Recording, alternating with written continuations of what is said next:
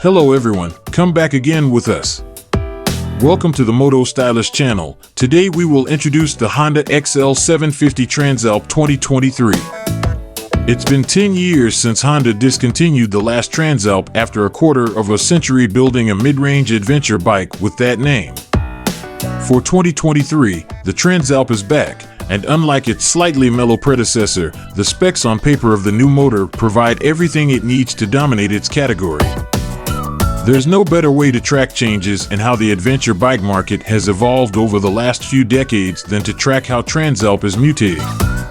In 1986, the original Transalp was launched as the 583 cubic centimeters XL650V, sporting a 3-valve V-twin with 50 horsepower and predating the more hardcore original Africa Twin, a Euro model, unlike the current open-class Africa Twin, which would initially arrive in 1988 with the 647 cubic centimeters twin before increasing to 742 cubic centimeters in 1990. Over the years, the Transalp would get capacity increases to 647 cubic centimeters in 2000 to 680 cubic centimeters in 2008, but never reached the 60 horsepower mark.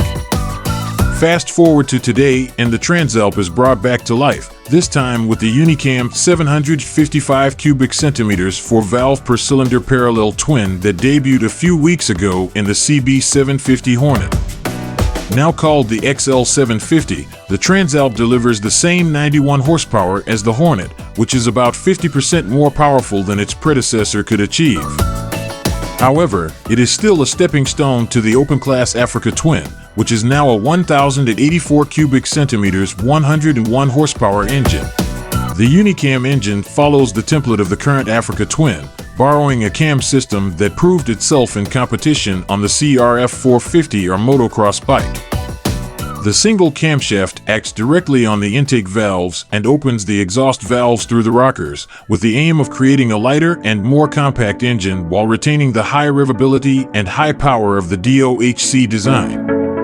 This is high revving for the parallel twin, with peak power arriving at 9,500 RPM with a 10,000 RPM redline. In contrast, the Suzuki V-Strom 800DE, launched on the same day as the new Africa Twin, only has 82 horsepower from the new 776 cubic centimeters DOHC twin. Like the new Suzuki V-Strom and Yamaha Tenere 700, which are of course its main targets, the Transalp uses a 270-degree crankshaft for V-twin mimicking vibration and better torque delivery.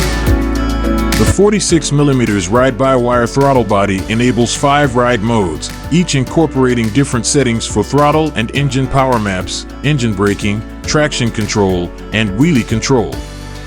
The first 4 modes are pre-programmed. The settings are Sport, Standard, Rain, and Gravel, while the 5th can be set according to personal preference, allowing the rider to choose from 4 power maps, 5 traction control settings, and 3 engine braking modes.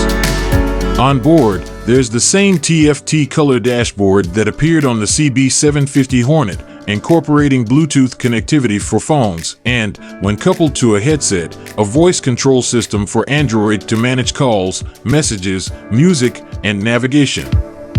The same control can also be achieved via the gear switch on the left bar.